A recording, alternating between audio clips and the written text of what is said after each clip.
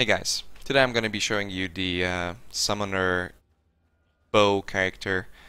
There's going to be a lot of R's and Is in this video because it's a really complex build. Probably the most complex build that I've ever played. Took me about 3 days to understand everything fully about this thing. And well, I shouldn't be saying fully because there are still things that I'm not 100% sure about, so just keep that in mind. But the general idea, I'm pretty sure I can already explain, and that's what we're gonna do today. Okay. Oh, and yeah, the length of the video, you know, the usual stuff. It's gonna be really long, guys. Okay, it's gonna be longer than ever. So if you can't stand it, I'm sorry, but I'll try and do my best. All right. The main skills we use are mirror arrow, blink arrow. The way this works is fires an arrow at the target location or destination. When the arrow lands, a clone is summoned. The clone is a minion that uses your bow and quiver. It is a minion that uses your bow and quiver, and that's what we mostly rely on, however, not entirely. So the way this works, we take out our trap gem. This is an example on a blink arrow. We blink over there, we leave a clone behind, and this is our damage dealer. However, the initial portion of the damage does matter as well, as I'm going to explain in just a little bit. Alright, so that's essentially what we do. The skill, as you may notice, has a cooldown. Here we go. See, it has a cooldown. The only way, as far as I know, to bypass this cooldown are traps. However, traps themselves also have cooldowns or limited amount of charges. So the way to bypass that is by using a multi-trap. Some of you guys might be thinking, well, but a multi-trap will reduce the damage of our guys. We don't want that. But no. This has been recently changed. This has been a change to summons when it comes to mines and traps. The mines and traps no longer affect the damage, so while the trap does not boost our damage, the multi-trap does not reduce our damage. This is incredibly important because we have no way of scaling our minions through trap damage. We can scale our initial hit through trap damage, however, that is not what we're doing with this build. So the only way to scale this is by getting minion nodes, maybe not maximum life, but something like this. For instance, getting minion nodes and getting aura nodes. This is not a very aura heavy build. It's kind of a in-between build. So just keep that in mind. And also we scale them, as mentioned before, by having a pretty decent bow and a pretty decent quiver. The only reason why I made this build in the first place, or am playing this build in the first place, I should say, is because I found this quiver, and I find it a pretty amazing quiver. However, a drill neck is best in slot if you are using an infractum. And okay, that's like the basic introductions.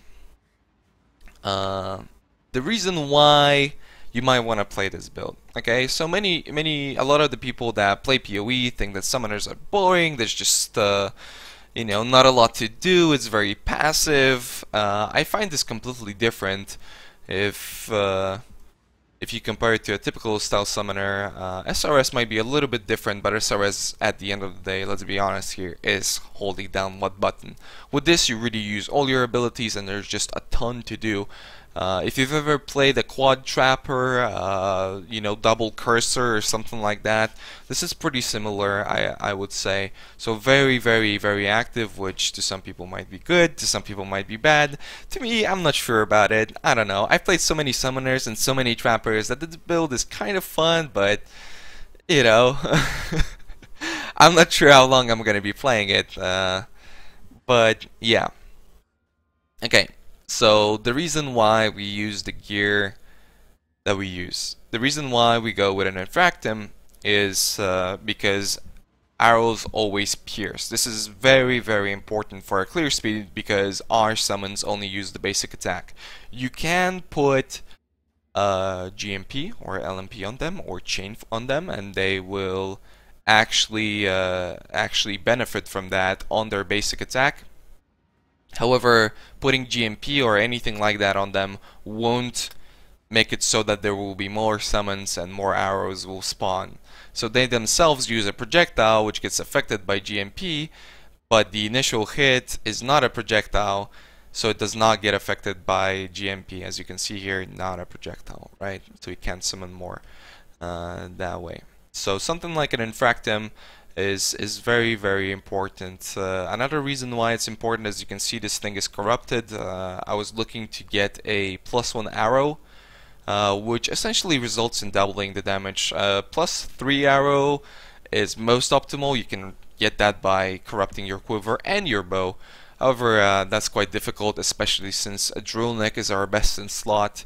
And as we all know, getting a drill neck with +1 arrow is not that simple. I myself have corrupted about 3 or 4, and all of them have turned rare. So that did not go well. So yeah, a pretty cheap bow with pretty decent damage, no elemental damage, which is again very important. Well, not again, but I'll explain to you why it's very important to not have any elemental damage on this. We can corrupt for +1 arrow. Okay, the reason why I'm talking about elemental damage is because this is a elemental build, as in. Actually, I should explain before that these minions work like minions. They are not a copy of your character. They use your bow and quiver, but they are regular minions, which is very confusing to some, and to me confusing at first, because some people try and scale this through, for instance, attack speed.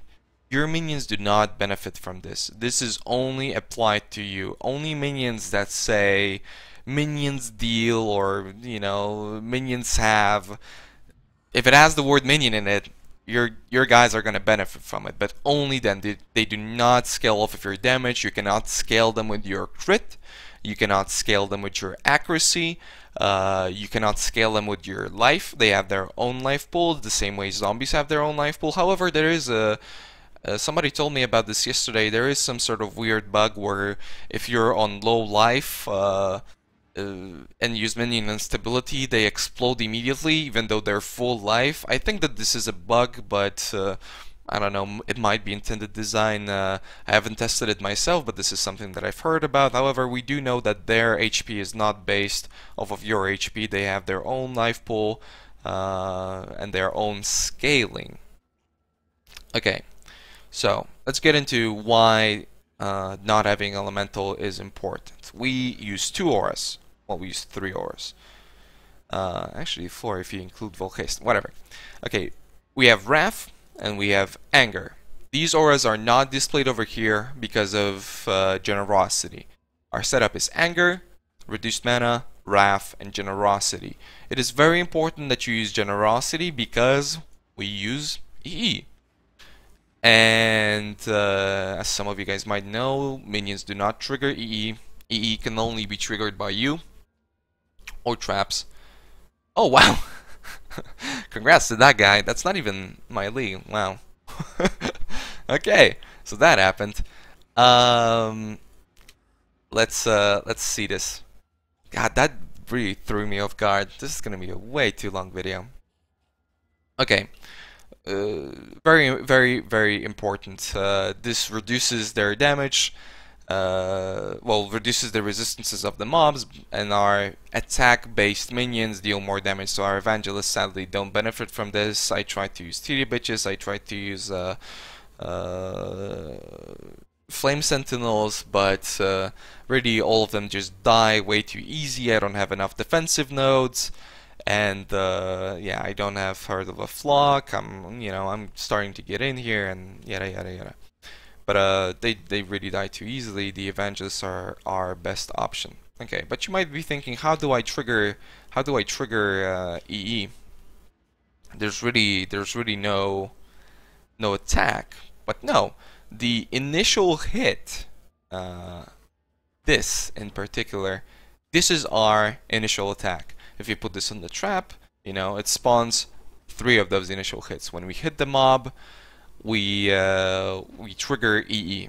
But our bow and quiver don't have any elemental damage, so our our minions don't get that. So here we go. We have cold damage on our default attack, and this is the only thing that we have.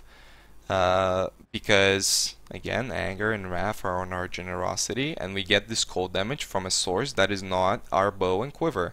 I in particular get this off of a ring and a Flame Sentinel. So Curved gloves. I'll actually be replacing this ring because of this these gloves, but whatever. Just make sure you get them on not your bow and not your quiver.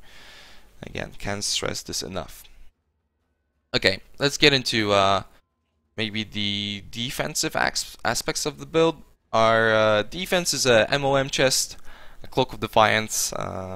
Very, very good mitigation, especially for a ranged character. Which is very, very decent mitigation, and then we go with an Arctic Armor. Well, it's not really mitigation, but Arctic Armor is a mitigation. Recently received the nerf, but it's still really, really freaking good. We get a crap ton of life. This build gets about 170% life, along with a Cloak of Defiance. That's a tremendous amount, especially for a Trapper build that is very I don't know how I should say this, evasive. It's just very difficult to hit it. Right now I only have 2k mana. It's not a big amount, but I am getting stuff like Heart and Soul. Pretty soon I'm getting stuff like Written in Blood. I might be getting Dreamer. Who knows? Not so sure about it yet. Still a lot of things to take. I might be getting Double Curse, but currently I'm missing sockets for that. As any summoner build, this requires a lot of sockets. It's very, very problematic when it comes to that. And yeah, I think that's about it. Let's get into the gems. Okay, so trap, increased duration. I found the best multi-traps, and then Blink Arrow, obviously. Blink Arrow being having the duration tag in the skill. It does scale off of increased duration, so increased duration off of the skill tree also scales it. So these nodes are, even though they're 5 points, they're actually incredibly efficient. I would like to optimize this in the future somehow, but it's really it's kind of impossible. So we'll see how the endgame tree turns out. I need a lot more skill points. I'm only level 79. These next 11 or so skill points are so crucial because we get stuff like Heart of the Flock, we get stuff like Heart and Soul. Very, very big notes. But let's continue. That's our Blink Arrow setup, I believe. And then we have a separate projectile weakness, just something that we can curse with. And our additional minions setup, I should call this, because really they don't do a lot other than tank and kind of protect our minions from other stuff. Our minions are not very squishy, but we do not run any auras, and my gems currently are kind of under leveled because they're 20 quality. The quality helps a little bit. It's not actually that big of a deal, but it does help a little bit with the clear speed because obviously the arrows fall faster, so that triggers the traps quicker. It triggers the minions quicker, and then the minions deal damage faster. Sorry, there's some stuff happening outside. Alright, so we've got Raise Spectre, Raise Zombie, Minion Life, Minion Damage. Might be a little bit of an odd setup, but honestly, it's very much worth it. And I highly recommend it. This is kind of experimental. I'm still working around it. Like I said before, we can work with different minions, but working it into the build is really, really a big experiment. And I'm just experimenting with so many things when it comes to this build. And yeah. Our aura setup I've already explained, but let's go again. Anger, reduced mana, Rav, Generosity. Very crucial to use Generosity if you want to use EE. And in general, Generosity, you know, 36% aura effect is basically a 36% multiplier for your minions, which is humongous considering if you look at the Blink Arrow gem, for instance, it is 90% increased minion damage, which is huge. And then 45% increased minion maximum life, and minions deal 75% more damage. It's a 75% multiplier of damage, so pretty humongous that we really scale the base damage as much as possible and then get the multipliers on top of it. Alright, that we can get into later because this is actually not me having no currency. I do have no currency, but I'll explain it in a little bit. We use a Deerstalkers. It is a cheap 5-link, very, very good trap throwing speed, and basically free 30% movement speed. Incredibly important.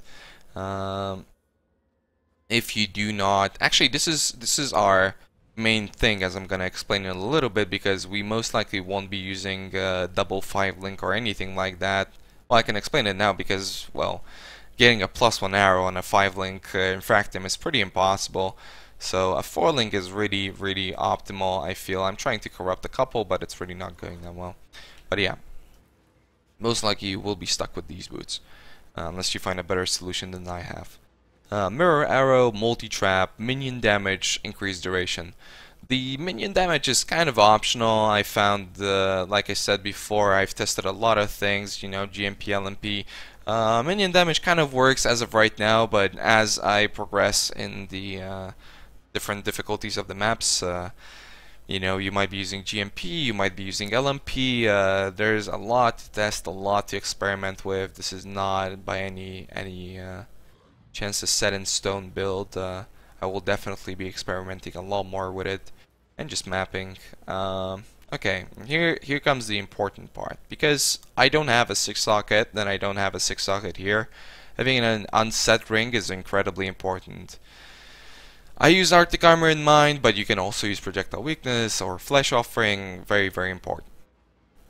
Okay, why it's so crucial to have at least one 6 socket? The reason why is we would really need this on the 4 link setup, and then really need this over here, and then we would really need that over here, or, you know, on some gear piece if you can get a +1 arrow with a 6 socket on an infractum. Okay, but let's get into it. Why it's important? Well, because I'm missing 2 gems right now. As you can see, we use Volhaste with all the duration nodes we get. It's just incredibly important. It has the aura tag, so it does benefit from our aura effectiveness, and altogether Volhaste is just incredibly kick-ass. But due to the lack of sockets on my stuff, I do not have duration attached to it. Instead, I have Flesh Offering, which isn't really attached to it, but I have to have it because Flesh Offering is just so incredibly important that we use it every group and every pack, which really substantially increases our clear speed. But the reason why this is not linked and why we would need it on a 4 link setup is because we need to have clarity reduced mana. We have to put this somewhere.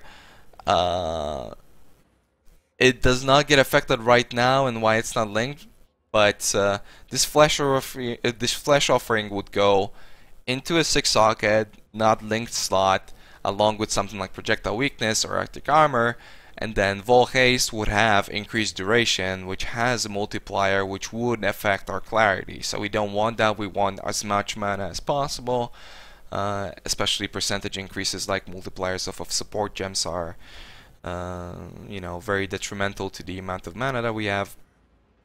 So just keep that in mind. Don't link this stuff together, and yeah, get a 6 socket. I should, that's for sure.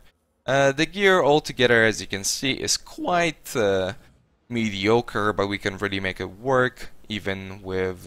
this is actually a really good helmet, another reason why I've made this build. Pretty good helmet. Obviously our minions benefit from the +2 minions, especially the zombies, which are very not tanky without auras, but we have kind of enough time every now and then. Ugh. Okay. So hopefully I've explained most of it.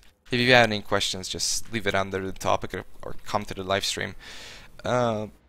Monsters poison on hit, deals fire damage, pretty rippy map, but let's get into it. I'm not sure how much I'm gonna show. I just want to show a little bit of gameplay because, like I said, there is a lot to do, and it is very difficult to play this, and it's a very active build. However, my clear speed's not the greatest right now. It's okay, but it's not the greatest. So let's go. We throw traps, our guys shoot arrows, and yeah, that's pretty much it. So, oh, and you want to turn on your Arctic Armor, duh. Okay, so we really like an SRS build, which is another summoner. We have to get started, so we have to get our Flesh Offering going, we have to have our Volhaste going. And we get the virus. Okay, well, this is going to be a super rip map. But yeah, we throw traps, we spawn our guys take care of stuff, we use flesh offering, we curse, we try and get Volk haste, and we keep throwing traps. So, that's the gist of it. Let me get another zombie because I can have 5. Let me use this, let me use that, and then, yeah. Again, we throw our traps, try and get as many of these guys going as possible, try and curse. When you've got a lot of them, you can even run through. As you can see, they persist through packs, even though my duration is really mediocre on them right now. But they do last, I think, about 7 seconds right now. Oh, 6.8, 6.2. I actually removed these nodes to get a little bit more defensive due to my zombies, which still die a lot. Earth of the Obelisk. Is this a good build for Bloodlines? Kind of. It's not the greatest, but I feel like it's okay. Well, and again, as you can see, even though these Devourers are quite scary, it is altogether a pretty tanky character. As soon as you get the Cult of Defiance, even though I've got only 600 mana, along with the I believe there's a boss there or something. Oh yeah. Along with the projectile weakness, what? Arctic armor, it makes a big difference. The projectile weakness I think I meant for targeting. Okay, but that's another thing that we've got to explain. So, these minions are pretty smart.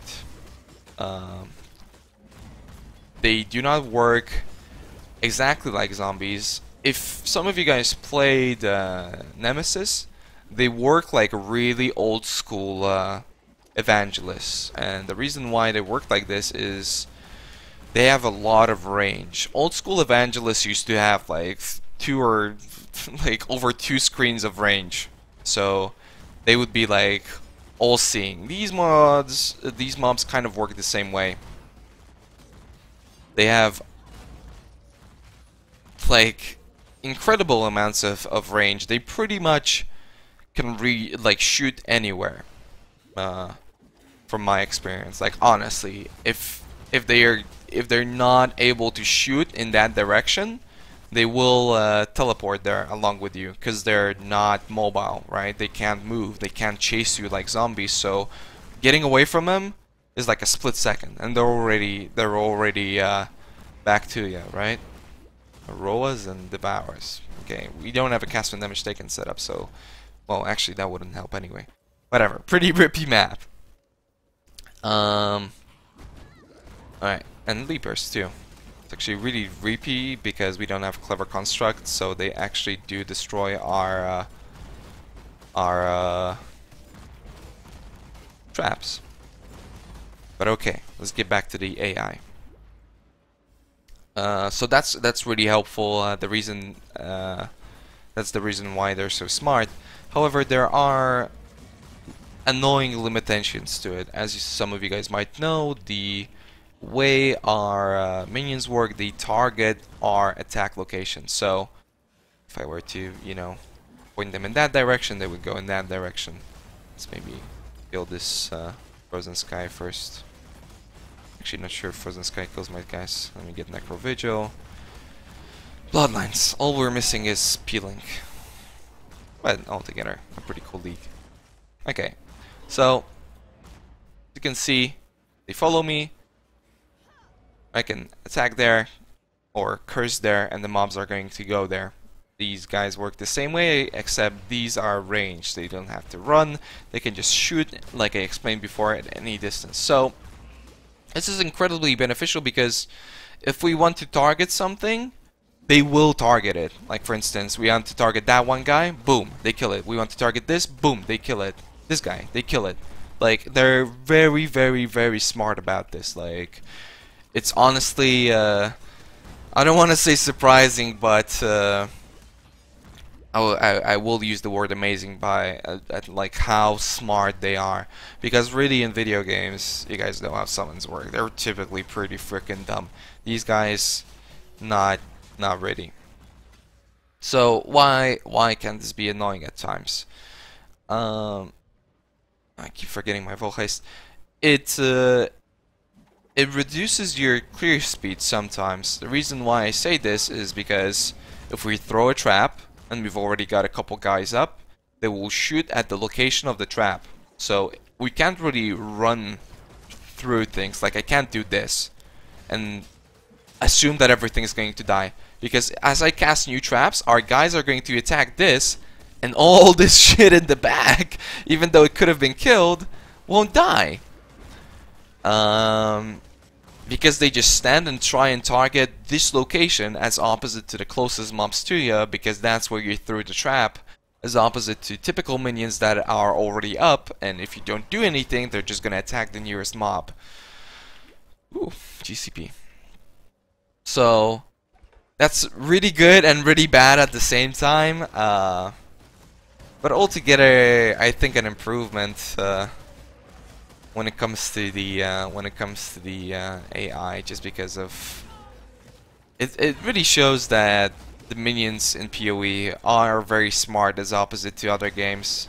God damn, are really smart as opposite to other games. They just need to be used wisely. But 26-minute video. Oh boy. Okay, let's think about if we've covered everything. Damn. Stop killing me. Oh, sure, nice. As you see, they shoot really fast if you've got the haste up and the flesh offering. I've been kind of failing this map clear, but I'm really focusing really freaking hard on just explaining everything. I really think that's about it. Do I recommend playing this character? I kind of explained my reasons for playing it before, and do I recommend it? Yeah, I think it's worth checking out. It's a pretty different approach just to everything, especially just Trapper and Summoner. But altogether, the gameplay is just so much different. And this is again coming from a person that's played a Trapper and a Summoner for months, like literally months, entire leagues, or couple of leagues sometimes. So yeah, I think we've got everything. Are we sure? I'm pretty sure. I'll try and improve these videos in the future and try and give them a little bit more structure. It seems that I can't really pull off the whole you know, talk about this shit off the top of my head, no problem thing.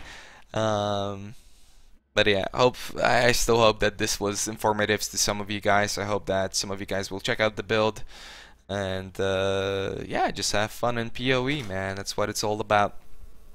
So, if you have any questions, just make sure to you know, either ask on the YouTube section or go into the live stream. The live stream I highly recommend, because you know, that's the fastest response you're gonna get.